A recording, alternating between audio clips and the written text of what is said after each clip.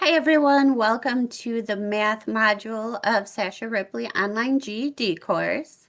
So today we're going to be talking about solving one-step equations, and you do have some discussion notes in your Google Classroom, so you can find those under algebra and solving equations in Google Classroom. Also, if you want to follow along in your textbook, the pages that we're going to be doing and talking about today are going to be pages 220 through 221. So you will be doing those questions also. You'll want to look that over and do those questions as practice. And you may want to print out your discussion notes for today. So I'm going to go ahead and share those, and we'll go over those, and I'll explain to you how to solve one-step equations in the algebra. So give me just a minute.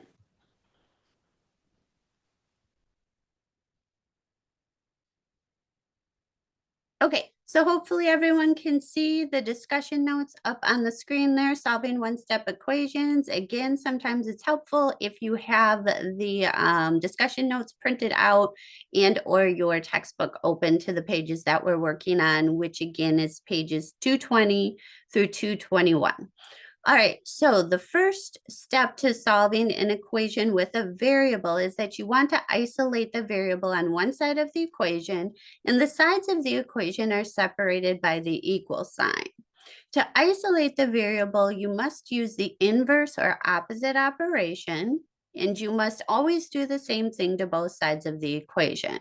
So just as a review, addition and subtraction are inverse operations, and multiplication and division are inverse operations. So if in your equation you have subtraction, you're going to use addition, and vice versa. If in your equation you have multiplication, you're going to use division, and vice versa.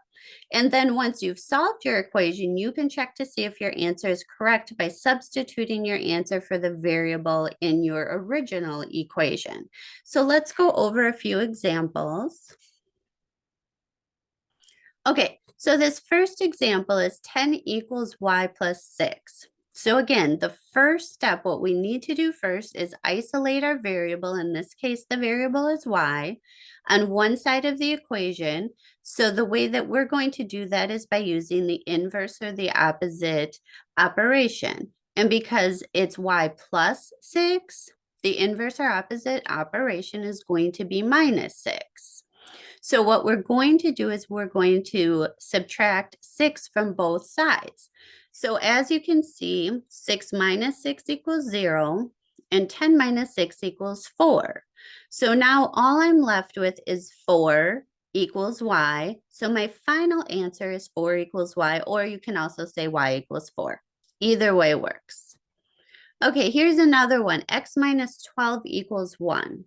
So again, you need to use the inverse or opposite operation to isolate your variable on one side of the equal sign, which also means one side of the equation. So I have my x over on the left side, so it's easiest for me to isolate the x over here and get rid of this 12. So because it's x minus 12, which is subtraction, I need to use addition in order to get a 0. So a negative 12 and a positive 12 give me 0. And then over here, a positive 12 and a 1 gives me 13. So now what I have left is x equals 13. So again, my final answer over here is going to be x equals 13. Okay, now I've got another equation to solve. 24 equals 3y. So remember that when you have a number directly next to a variable like this 3y, it means multiplication, 3 times y. So this is 24 equals 3 times y, basically. Now remember, we have to use the opposite or inverse operation. So in this case, because it's multiplication, 3 times y, we have to divide both sides by 3 in order to isolate this y on the right side of the equation over here. So what I have to do to this side, I have to also do to this side.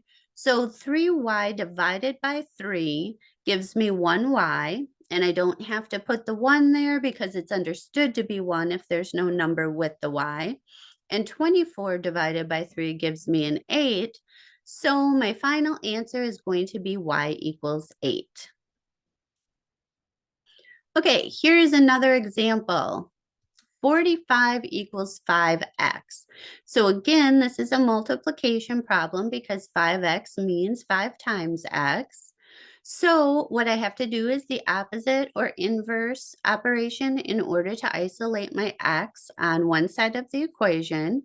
So in order to get rid of this 5 and get my x or my variable alone, I have to divide it by 5. So 5 divided by 5 gives me 1x. And I have to do the same thing to both sides of the equation. So because I divided this side by 5, I also have to divide this side by 5. So 45 divided by 5 equals 9. So now I am left with 9 equals x. So 9 is my final answer. Okay, and then the last type of problem that we're going to go over today are going to be division problems. So again, because you have to use the opposite or inverse operation in order to isolate the variable, because this is division, we are going to be using multiplication. So here we have x divided by 5 equals 8. So in order to get rid of the 5 on this side, we have to use the opposite or inverse operation, which is going to be multiplication. So we are going to be multiplying both sides by 5 because we have to do the same thing to both sides of the equation. So that's going to leave me with an x on this side, and 8 times 5 gives me 40. So x equals 40 is going to be my final answer. And then I have one more problem for you here, another division problem. So this one is x divided by -3 equals 18. So again, this is a division problem. So that means we have to use multiplication because that is our inverse or opposite operation. And we have to multiply -3 by both sides, because you have to do the same thing to both sides. And also don't forget about your negatives.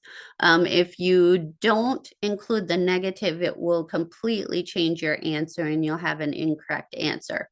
So again, both sides we're going to multiply by -3. So that gives me just an x on this side of the equation, and then -3 times 18 gives me a -54. So my final answer is x equals a -54. Okay, so just another quick review. These steps or these directions are also in your textbook, so you can also see them there. But again, to solve an equation with a variable, isolate your variable on one side of the equation. The sides of the equation are separated by the equal sign. To isolate the variable, you must use your inverse or opposite operation, and you always have to do the same thing to both sides of the equation. Addition and subtraction are inverse or opposite operations. Multiplication and division are inverse or opposite operations. And finally, you can check to see if your answer is correct by substituting your answer for the variable into the original equation. Okay, so that's all we have today for solving one-step equations. Again, make sure that you do the questions on page 221 of your textbook. Page 220 is going to give you the directions basically that we just went over today, the same thing, and also some new examples that we didn't go over. Again, if you ever have any questions, you can always reach me by email or call with questions, or you can also set up tutoring sessions if you think that that is necessary. So thank you for joining me for class today, and I will see you next time.